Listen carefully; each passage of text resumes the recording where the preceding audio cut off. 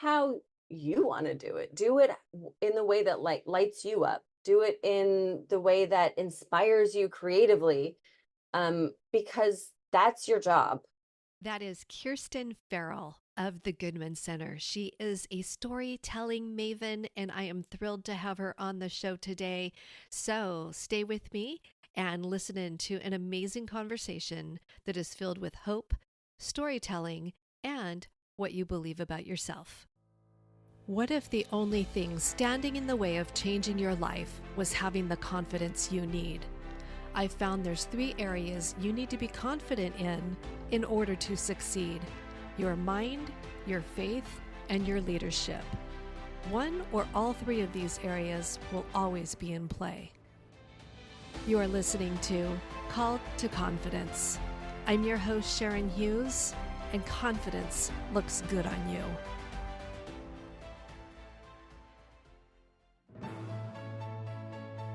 Dale Carnegie of Orange County is proud to sponsor the Called to Confidence podcast. Dale Carnegie is a world-class training organization focused on leadership, communication, presentations, and sales. We help people take command of their lives through taking command of their work. Well, hey, everybody, welcome to another episode of Called to Confidence. I am so excited to have Kirsten Farrell on the show today. She is a storytelling guru and genius. Welcome to the show, Kirsten. Thank you so much for having me, Sharon. You are welcome. So, we've been cooking this up for maybe about a month. And I Yes. had the pleasure of meeting you at a conference. And I'll just tell you, audience, she had no idea what she was getting into. And I wildly came up to her and said, "Hey, I have a show. You need to come on." She said, "Okay." Yeah, that is sort of my MO, but also you have such great energy and you were telling me about, leadership and working with a lot of women and it just sounded so awesome. So, why would I pass that up? Well, thank you for that. So, Kirsten, you are really remarkable. You are the director of the Goodman Center, which teaches communication and marketing professionals how to reach more people with impact. That is so amazing and impressive. And I know when I met you in the real life and heard you speaking, you really knocked my socks off. Storytelling is so powerful. It really is. There's a reason why we've been doing it for millions of years or thousands of years as human beings. One of my favorite writers about writing, Lisa Cron, talks about how she thinks it's a more impactful, like evolutionary trait than opposable thumbs, is because we connect to each other and ourselves through the stories that we tell. Oh, yeah, I couldn't agree more. How did you fall into this world of storytelling? Did you grow up as a storyteller? Um, Definitely. I mean, I think all human beings are storytellers by nature, but when you look back on your path, sometimes it seems like a real straight line, but when you're on it, you're like zigzagging all over the place. So when I was growing up, I was always really into like playing pretend and making up stories and writing stories with my sisters. And I never grew out of it. So I just always kept writing and telling stories. And I pursued acting as a career, which brought me from Minnesota to Los Angeles. And so that's the kind of storytelling I was doing in front of the camera and in a lot of improv groups and things like that. Eventually, I was sort of feeling a little unfulfilled by my career path. It was really, really fun to, I got a chance to work on a TV show for a number of years. I did a lot of commercials, but at some point, I lost that feeling like I really had a purpose. I just felt like, oh, a Honda commercial makes good money, but it doesn't feel like the reason I was put on this planet.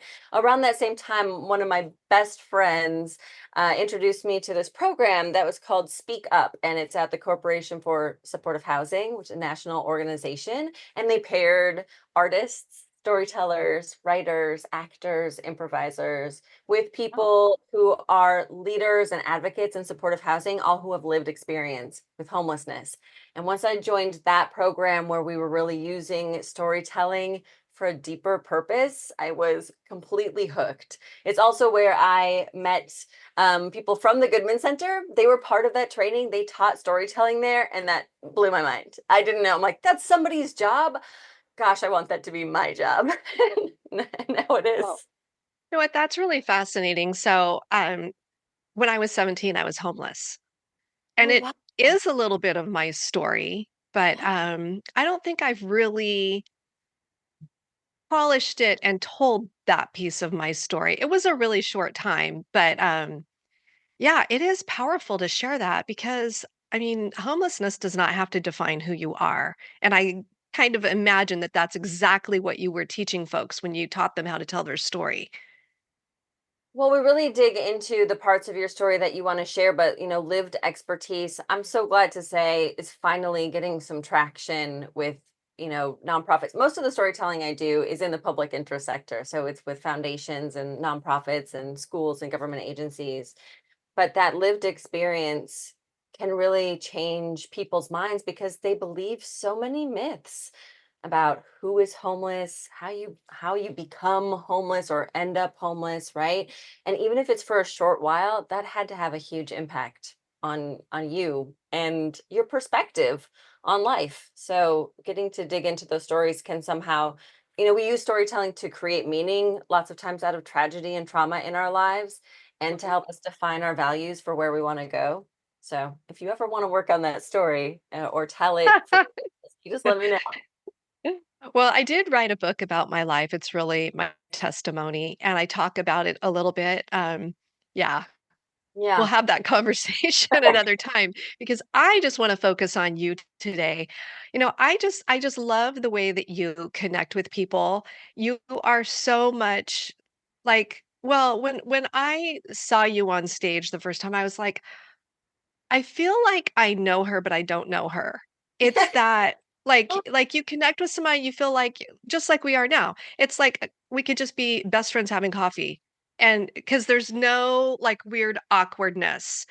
Is that how you're naturally wired, or was that a skill you developed with your storytelling and the improv work that you've done? Hmm, what a great question. And I don't have a great answer. I just would say it really depends. It depends on like what part of my life I'm in. I of course am so passionate about storytelling and that conference we were at was all about healthcare for underserved populations and I want to be part of the ripple of making the world a healthier, more equitable place. So I'm so passionate about that that it helps me forget myself and just focus on the audience and what I want them to take away. And then I feel like the more I focus on the audience, I don't worry about what my hands are doing or how my voice sounds. And then I just feel like I'm more just my natural self. But I'm not always like that. Like I get like social anxiety. I get nervous going to a party with people I don't know. There are these parts of my life where I come across like really extroverted, and then there are other parts where I'm like, I don't know how to get into this conversation. So it really depends. And it definitely is something I've practiced through like years of being in front of the camera and through Yeah. improv, where you practice listening, you practice being uncomfortable. So a little You bit of are both. really, really fascinating. I have to say, you are so fascinating. I mean, okay, so since you did mention that you worked on a TV show, are you gonna tell us which show it was? Oh, sure. It was a show that was called 10 Items or Less, and it was on TBS for 3 seasons. It was a comedy. It took place in a grocery store, and it was improvised. It was an improvised Oh comedy my show. goodness, how fun. Okay, so celebrity status, totally like wholesome girl next door, saving the planet, teaching them how to tell stories. What else is in your purse? My goodness. Like, that's enough. I just want to see myself through your eyes all the time. Okay, I'll call you in the morning. Other important things about me is that I have 2 cats, really crucial to my life. I'm just a big arts and craft person. I love to create things. I love to build things together. Um, in any capacity. I feel like I'm such a sibling. I have 3 sisters, and so I love to work with other people. And I'm like, I don't know. What else do you need to know about me? So on the show, we talk a lot about confidence and leadership. And, I'm just thinking about like storytelling and leadership. Mhm. And you get to speak to so many companies. I was, looking at your profile and could you just share a story with us of a time that you worked with any group or company of your choosing of kind of like the before and after of what it was like for the people in the room where they got that aha and learned how to communicate better? Yeah, that's a great question. One of my favorite models of storytelling that I work with is called public narrative. Now, this was the concept of that was really defined by Marshall Gans, who's a professor at Harvard. And I got a chance to study with him, and I learned about it from Andy Goodman, my predecessor at the Goodman Center. But that is all about stories that leaders need to be telling.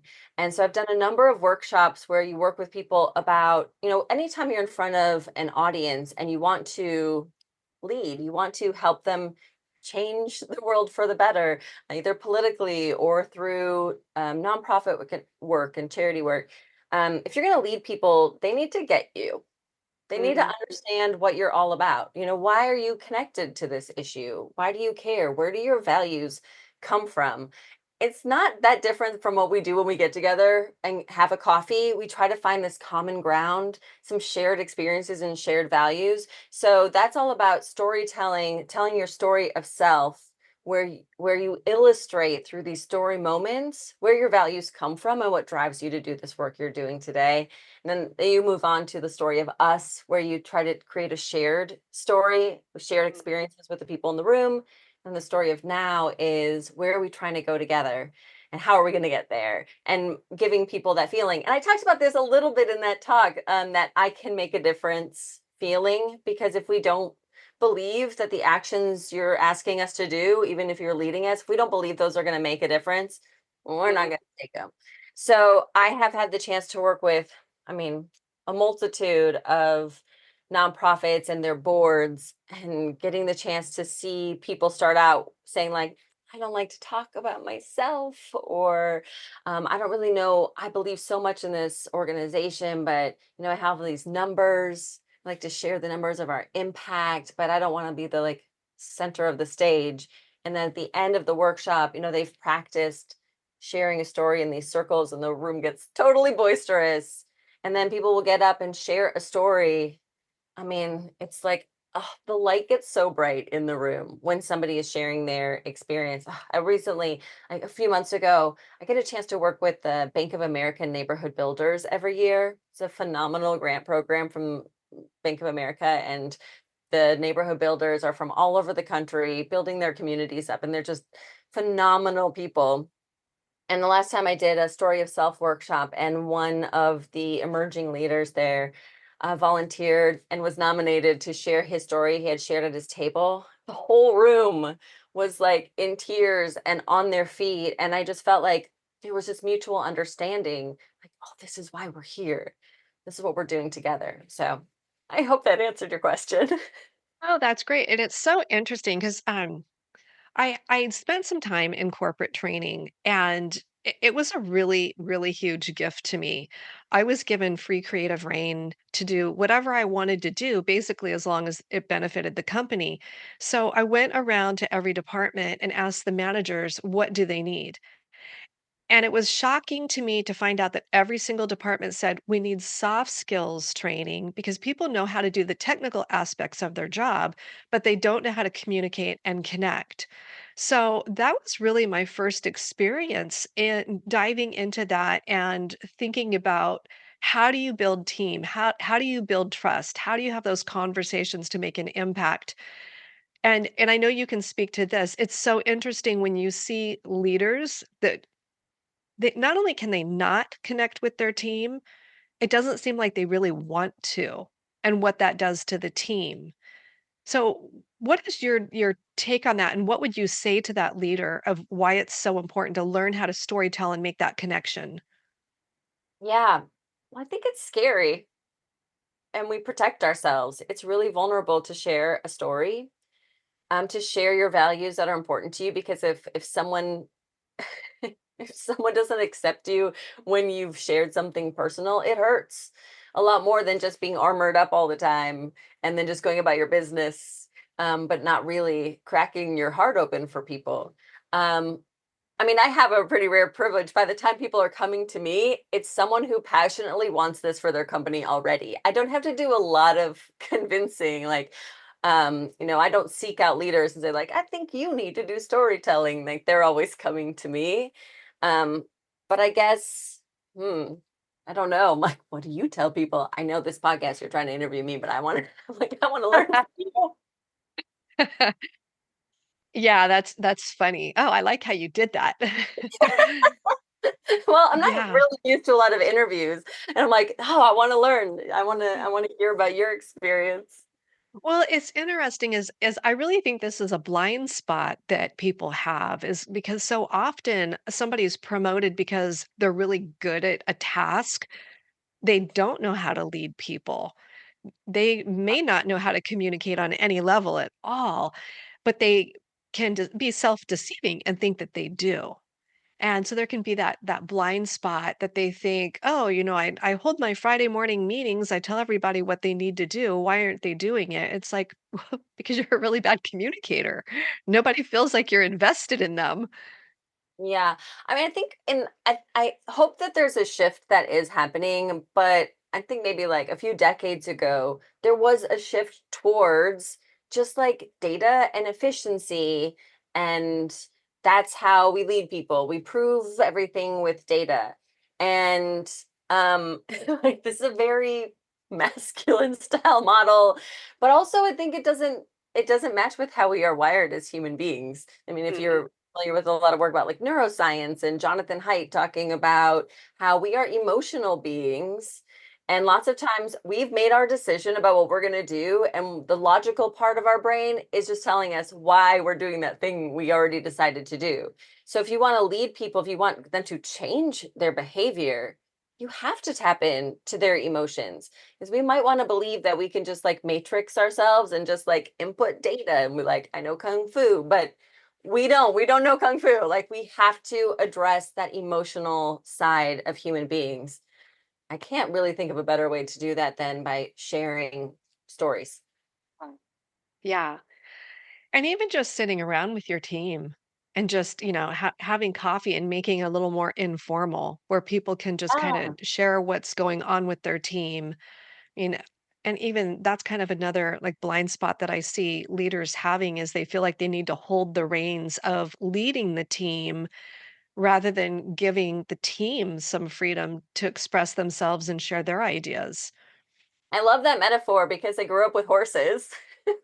So I definitely know that the same thing applies to horses. If you're holding on too tight to the reins, they're not going to go at their best speed. They're not going to have a freedom of movement. They're not going to like invest their whole heart, right? You're in control. You feel like you're in control. Now, you're never really in control of a horse, but you feel like you're in control, but you're actually like, you got to loosen up on those reins so that everybody can like pull together and feel like they're part of it. Don't we all want to feel like we're part of something meaningful, that it matters that I'm in the room instead of all the other people who could have been hired?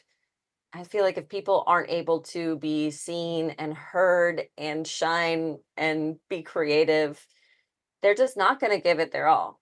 And they're not going to be receptive to just this like blank leadership. I mean, I think you can get pretty far the other way, but I just don't know why people want to. Yeah. Yeah. And I think that there's so many choices now of where to work, where you can, you know, so everybody has something to bring to the table and there's choices. Yeah. And I think I was reading on LinkedIn, they were saying, people don't leave bad jobs, they leave bad bosses. Mm. And I was like, I had to think about that a little bit. And I was like, yes, yes, and yes. Yeah, I'm really excited about like these next generations of people coming into the workforce. I mean, I have also seen my share of like videos and like TikTok and Instagram about how hard it is to work with people who like don't feel like they should have to be the first one in the office and the last one and they have all these boundaries. But I'm like, bring it on. Let's bring our human bodies into the work that we're doing. We're spending so much time doing it. And each human being I meet is pretty awesome. It has so many gifts to give. So like, let them out of the box. I love that. Let them out of the box. Yeah. So the day that I met you, you were speaking on hope and you showed a video that was an advertisement. And I think everybody in the room, over 100 people, was crying. How did you stumble across the idea of sharing hope? Like, I just really want to hear everything that you uncovered preparing for that because even since I met you, so much has happened in the world, and people are just feeling kind of like they're just caught up in the waves. They're like, we need a breath of fresh air and we need hope. Yeah, well, I did really stumble upon it, or it was like foisted upon me because I was actually approached by people at the Princeton Community Works. They try to help all the nonprofits in the Princeton area in on the East Coast, and they asked me if I would do a keynote about hope. They said that that was going to be the theme of their conference. Um, and I had spoken to them about storytelling and about presentations before, and they said, "Well, this year it's about hope. Are you in?" And I very rashly said, "Yes, hope. That's awesome." And then I was like, "Uh-oh." Because I don't know. I mean, I feel like I've always been a mostly positive, hopeful person, but I've taken some hits. I mean, we all have in the last few years with the pandemic and politically so much turmoil and just the constant influx of news. So, right after saying yes to that, I was like, wow, I hope that those who can't do teach because I'm not sure I'm feeling any hope. But the process of trying to tie it together and think about like, well, what do I want to say about hope? Where does hope come from? And I really did draw on a lot of teachings from Marshall Gans because again, if you are leading people, if you can't give them a sense that there's a way, there's a path forward to the world we want to build, then you can't lead. And so I got to dig into that and read a bunch of articles and watch a bunch of videos about hope. And it was a great experience for me to dive in and say, like, oh no, I can find hope. It's just not where I think it is. It's not like this like projection of a perfect world or utopia. It's more like looking into the past and seeing what we have accomplished before, seeing the places we've been, seeing how we've improved the world and saying like there's a pathway to do this. So I found that I was looking to the past for hope and then also imagining the world we want to live in. It was a great opportunity. Oh, I love that. What you just said about looking to the past and seeing what we've accomplished. So maybe you have noticed this. I went through this. I used to have an international wholesale business and it did well. And I felt like it was like, okay, did that. That was great. And it was like, what's next? I Hmm. didn't learn how to look at in the past and go, oh, look what I accomplished because I was constantly thinking, that was something to tick off the list and to keep going forward. So what would you say if I was still that person running that business and we were having this conversation over coffee and I'm telling you this is what I'm struggling with? Like what advice would you give to me so that I'm learning from the past and then moving forward? Yeah, I think oftentimes it starts with talking about values or even talking about what you want for the future and then asking questions. Why is that? Why is that important to you? And then we start to get, when you tell me why that goal is important, we're getting closer to your values, right? And say, well, where did that value come from? And then once we can start to understand where it came from, we can start to look at places in your life where you chose to live that way, where you put that value into action, like what happened. And you'll be kind of reminded of the time that you were really scared or some emergency happened or something unexpected and that you went forward through it with this value intact that you're bringing forward again. And I feel like that can be really powerful. I learned that from, I wish I could think of her name off the top of my head, but that's not my skill. This amazing woman who wrote a book called Everyone Has a Sam, and it's actually about the inner critic. About if you have that inner critic who's saying, this isn't where you're supposed to be, or I thought you were going to be more successful, or like, why don't we have that yet? Or all the other things like you look dumb today. Nobody wants to hear you talk. Um, and not just like blanket shutting out those voices, but having a moment to listen to them and think, what are what are these voices telling me that's important to me? Like it's important to me to be sharing things of value. So I'm not just like blathering on. That's a value. Okay. Are there times in my life where I felt like I had the opportunity to share something valuable with somebody and like explore that moment? And that gives that inner critic a moment to say, like, all right, I'll let this slide for the minute. Like maybe we can do this. I love that.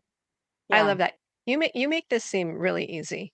You Oh, really do. life is so easy for me. But I want to know, I don't know if it's cheating, Sharon, but I'm going to ask anyway. What would you say to that person? Okay, so this has actually been something that I've really struggled with. And what I discovered, I didn't have a confidence issue. I had a self-worth issue.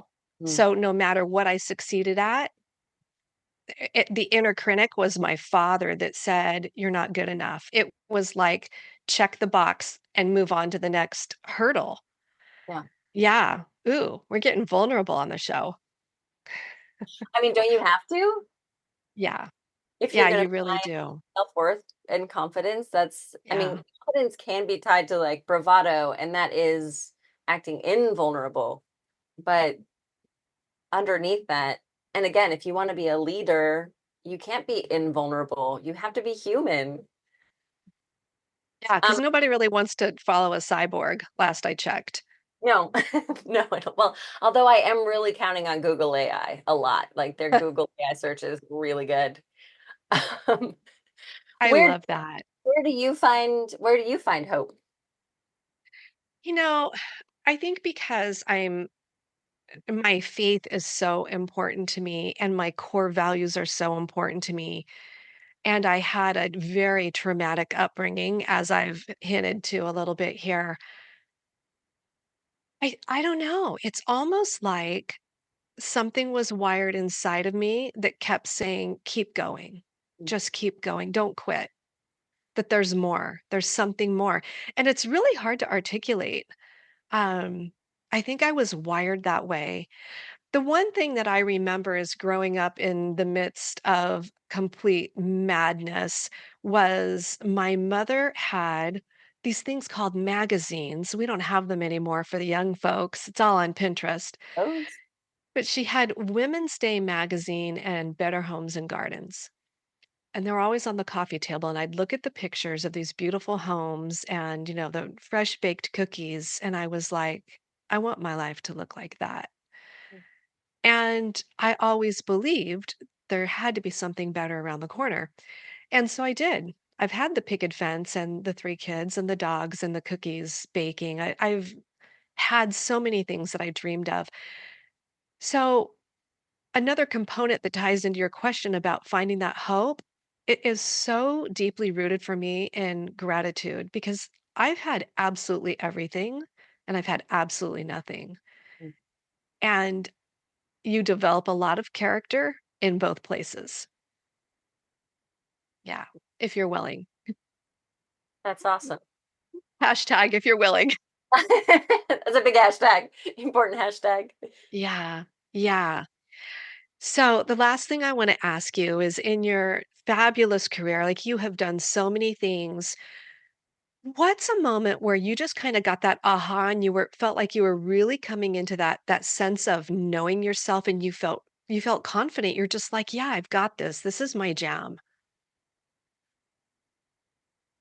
Great question. Deep one. It's a deep one.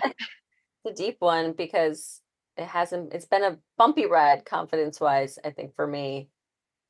Um, and there's been many times I've had like a confident philosophy that doesn't feel like it's sunk all the way in. Yeah. But something recent, I got a great opportunity to do a talk in New York this last week for a very large audience, and I was feeling a little nervous about it. And then when I got on stage and I was, sharing about storytelling, luckily I just know it backwards and forwards. And it was really hard to like call on people. People were reticent to share, probably because the audience was so ginormous. And at some point, I was like, we don't have time for this. So I just started naming table numbers. It's like, okay, we're going to hear from table 150. And then they would bring the microphone over to that table, like, oh, we're going to hear from table 12. And in that moment where I was able to find like some playfulness and people were like, ooh, what's the next table? It really relaxed me and felt like this is um this is important to me, but it doesn't have to be serious. And that I can like play with this audience and share what I want with them. And I just felt like we were connected. It really helped me get out of my head and it really helped move the energy forward. So, yeah, that was one moment at least. It It's is a just something, huge takeaway. I'm writing notes as you're talking. I just when you said it can be important to me, but it doesn't have to be serious. yeah, that's probably not, it's not a Wow. Kirsten original. Like, I'm sure I read that or heard it somewhere, like a big reader and listener. So we should attribute that to whoever made it up. They're smart. No, I'm throwing that little statement over your picture and saying, "Hey, Oh, I great. heard it here first." If you I heard it will. elsewhere, like, get in line. One other thing that I am constantly trying to like practice and sink in is something actually from an acting class where they're talking about auditions and going in front of casting directors, which and producers, which can be incredibly nerve wracking, and them saying, and I wish I would have known this the minute I moved to Los Angeles. I would have done things a little bit differently. I'm happy with where I'm at, but would have done things differently. They're like, don't try to figure it out. Don't try to get it right. Don't try to do the part the way you think they want it. Do it how you want to do it. Do it in the way that like lights you up. Do it in the way that inspires you creatively. Do it how you want to do it. Do it in the way that like lights you up. Do it in the way that inspires you creatively. Because that's your job. 100% me. Like trying to be a good student instead of trying to like share what only you can share. That's definitely something I'm trying to implement, at the Goodman Center in every part of my life. It's like, don't be a good student, mess it up, play with it.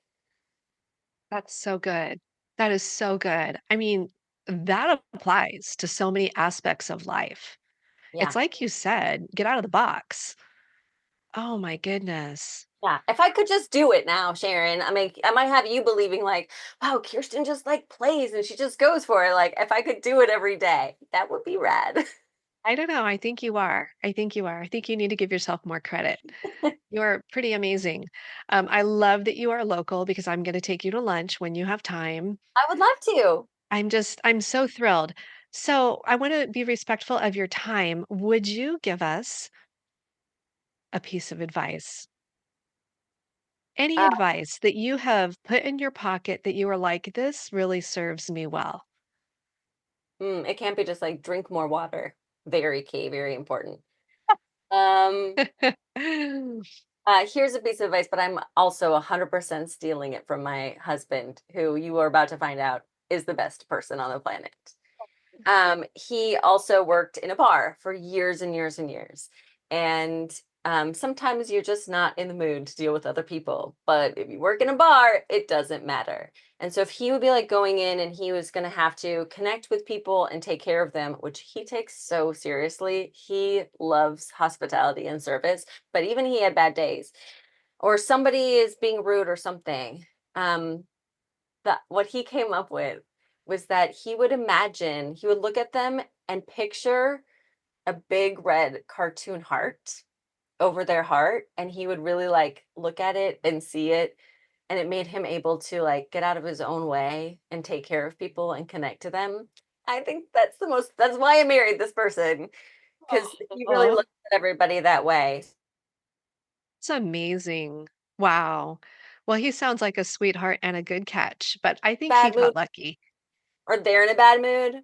I mean, but right? So if you can really see people's hearts and I don't Yeah. know. I think it makes the world better. Yeah, it does. Yeah, I remember one time I was teaching a class and something came up about people being offended, and I was like, "Well, why can't you just reframe that? You can make up stories so that you can survive the stranger that cut you off on the freeway or the mom whose kids are out of control in Target.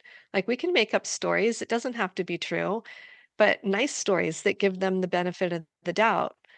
Or we can see the big cartoon heart on them. I love that. I mean, I think it's so key too to recognize that what we're telling each other are stories. Even just Yeah. acknowledging that whatever you have in your Yeah. head about the person who cut you off or what's happening at the grocery store, Yeah. like you're already making up a story. So, why not make it a good one? Yeah. I love that. I love that. Don't pick up a story. Why not make it a good one? Well, Sharon, that was all Genius. yours. That's what you said. Well, it sounds better coming from you. That was so good. And you need to give yourself more credit. Uh, I definitely had to take you up on a coffee because now you just heard all about me, and I'm like, no, I want to get to know more about you and what you do. we'll do it. So, Kirsten, one last thing. Do you do one-on-one training as well as groups and then giving talks? Yeah, absolutely. We do one-on-one coaching around storytelling, giving presentations, having more effective meetings. So yeah, absolutely. Wonderful. Find All that right. on our website too. I'm so excited. So when this goes out, the every way to contact you, I will hunt you down in every manner and I will link it below because what you have to offer is so valuable. And I really think that people are hungry to know how to connect. Mm. Now, especially post lockdown where we all became socially awkward once the doors were opened again. Yeah, absolutely. I mean, we need it. We really need it. We're just going to keep needing it more and more and more. Well, thank you so much, Kirsten Farrell of the Goodman Center.